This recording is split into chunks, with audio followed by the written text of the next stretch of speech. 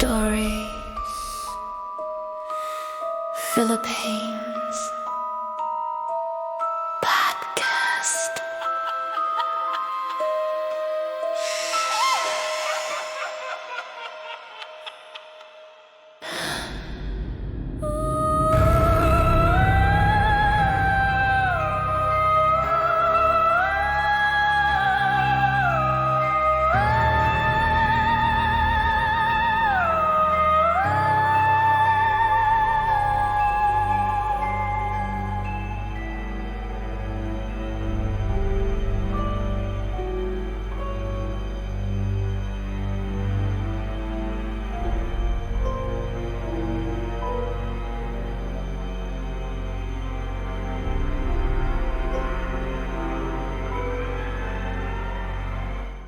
A chill settles in the air, a breath held too long in a place where metal grates meet concrete dust. You can taste the salt and sweat of fear on your tongue. Imagine a sound that is not a gunshot, not a scream, but a heavy, rhythmic thump against a cinder block wall. A sound like a heart trying to beat its way out of a tomb. The air itself feels thick with desperation. The clock is ticking, but here, in this labyrinth of the forgotten, time has become a cruel joke. Every shadow holds a story of a mistake, a betrayal, a final violent moment. Ask yourself, when the state descends into chaos and the lines blur between the hunted and the hunters, what remains? What echo is left of those who died not by executioner's hand, but in a sudden blinding storm of violence meant to restore a broken order? The living left Camp Bagong Diwa. But I wonder, truly wonder, if the souls did. A darkness permeates this episode, touching on scenes and themes some may find deeply unsettling. This is a story of human depravity and the terrible silence that follows. Listener caution is not just advised, it is an absolute requirement. I am Paul, and you are listening to Stories Philippines podcast. The structure was never meant to be a fortress, it was an annex. A sprawling, haphazard collection of buildings thrown up quickly in the outskirts of Manila, designed not for the long term, but for a necessary holding. Camp Bagong Diwa. New Spirit Camp.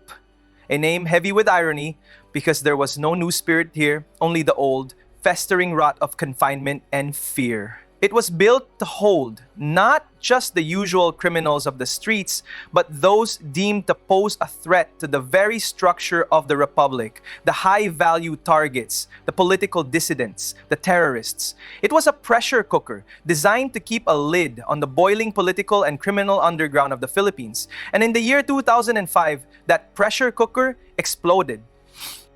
The date was March the 14th, a Tuesday, a day that began like any other within the high barbed wire topped walls.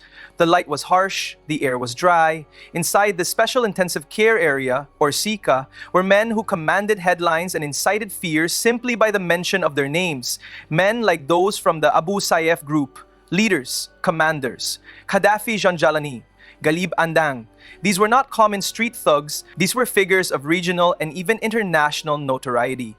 They were held there, along with other high-profile detainees, a collection of the nation's most wanted, most dangerous. The authorities, perhaps with a touch of hubris, believed the security was sufficient. They were terribly, violently wrong.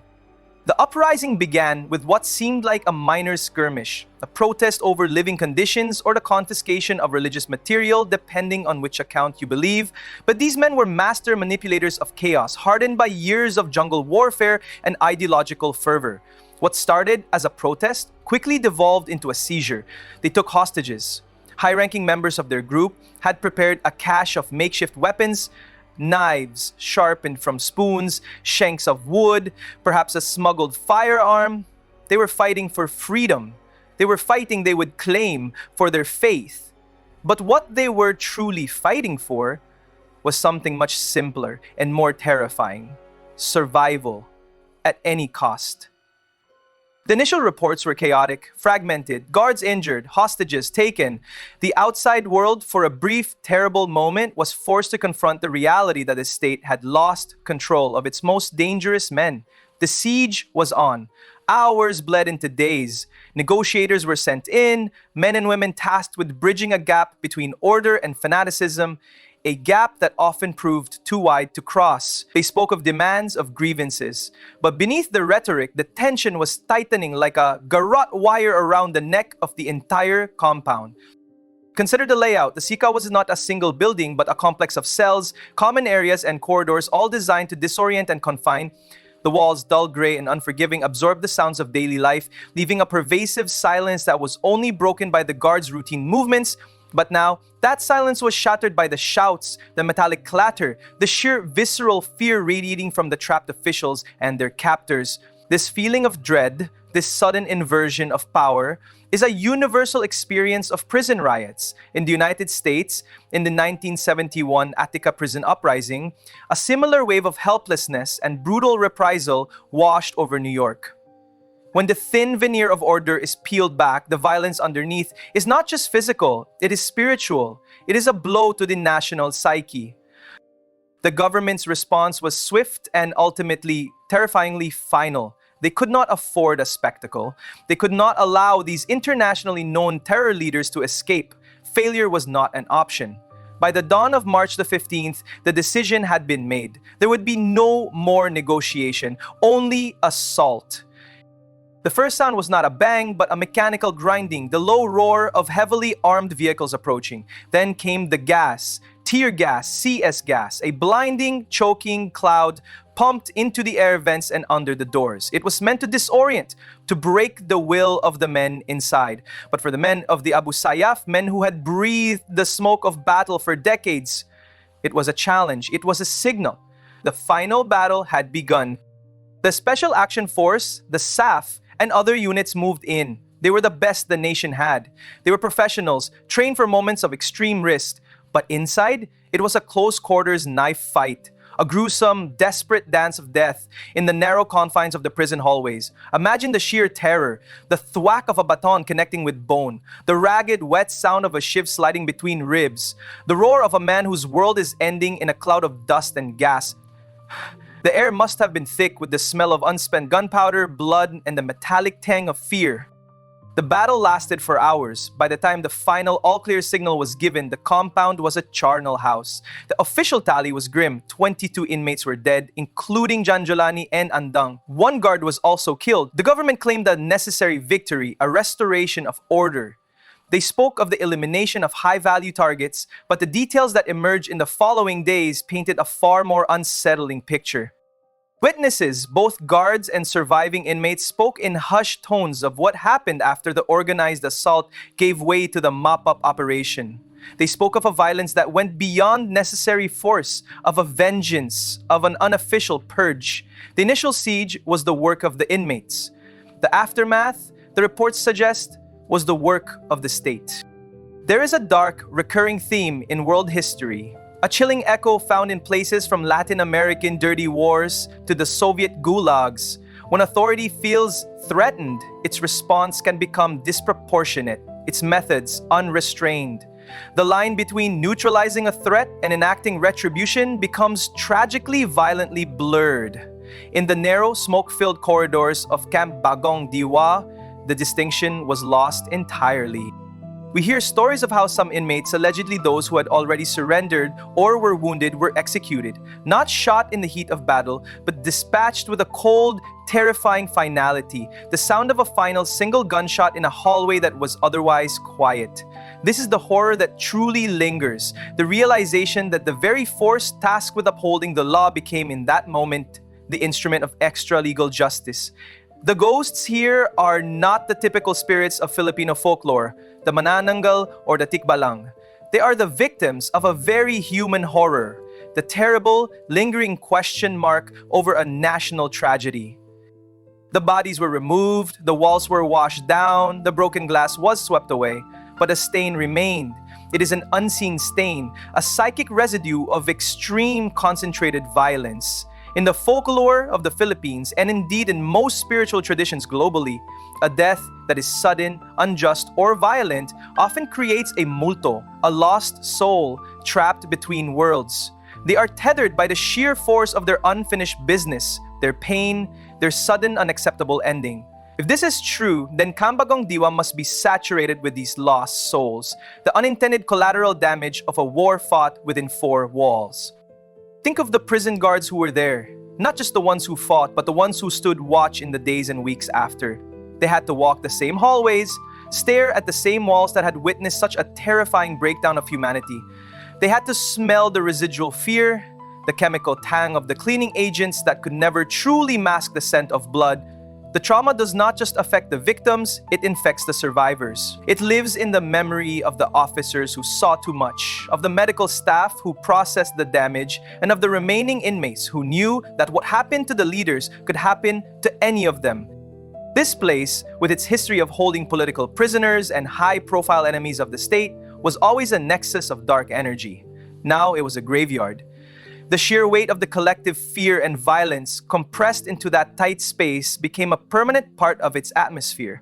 This is not mere superstition. Psychologists speak of collective trauma, the emotional shock that ripples through a community following a disaster or mass violence. This trauma, in a cultural context steeped in spiritual belief, manifests as haunting.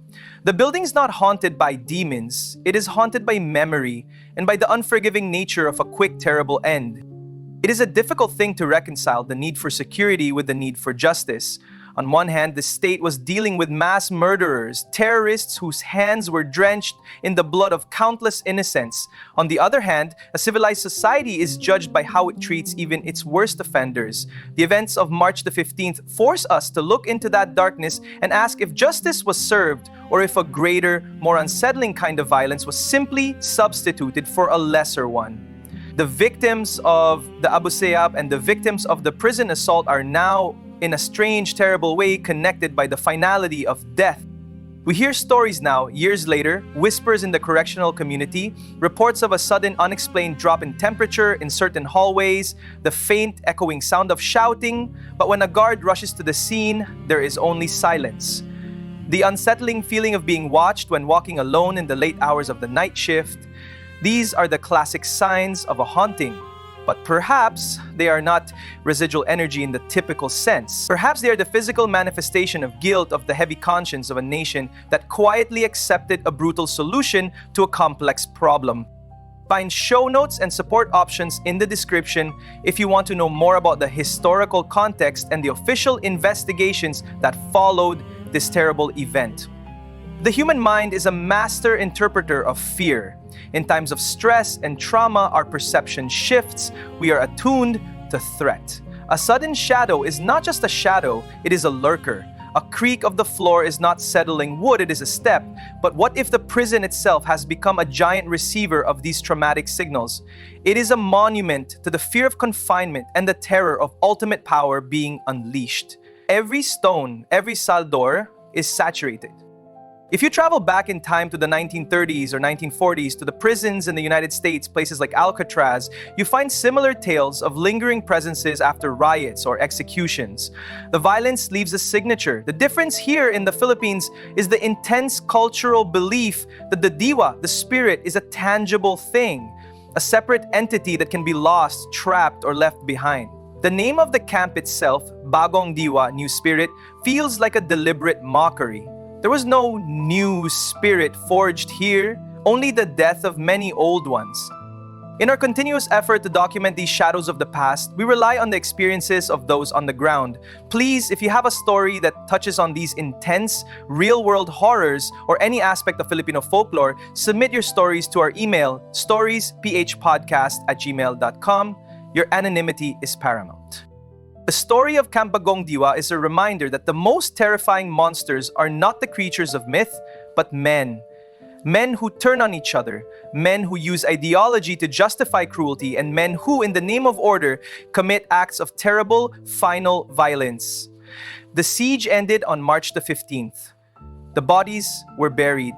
But the questions remain, and in the dead of night, if you listen closely to the wind that blows across the camp, you might just hear the echoes of a rhythmic thump against a cinder block wall, a sound that says, "I am still here. I never left." The official records are closed. The political storm passed. But the lingering sense of unease, the moral ambiguity of that day has settled over the camp like the smoke of an old dying fire.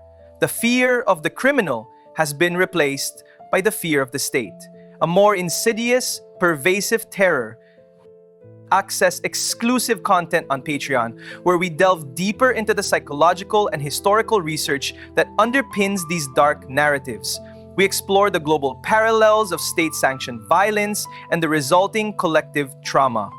Consider the human cost, not just the physical deaths, but the death of faith in the system, in the idea that justice is delivered in a controlled, measured way. When the mutto of a person is tethered to a place by violence, that place becomes poison. It becomes a permanent reminder of a darkness that was unleashed. This is the ultimate non-supernatural haunting of Camp Bagong Diwa. It is the echo of a terrible true event. The dead in the ground tell no tales, but the walls of Camp Bagong Diwa, they are witnesses. They know the difference between the noise of a siege and the silence of an execution. And in the darkest hours of the night, when the light is low and the security cameras blink, they are waiting for someone to listen. Can a place ever truly be cleansed of such a concentration of fear and violence? When the ghosts are not mythical spirits, but the victims of human cruelty, how do you find peace? The great Roman historian Tacitus once wrote, "The more corrupt the state, the more numerous the laws." Here in the ruins of a failed siege, the state demonstrated the limits of its law and the terrifying nature of its ultimate power. Listen to our past episodes for more stories that explore the dark side of Filipino history and folklore. Do not forget to like, subscribe, follow, and share this podcast.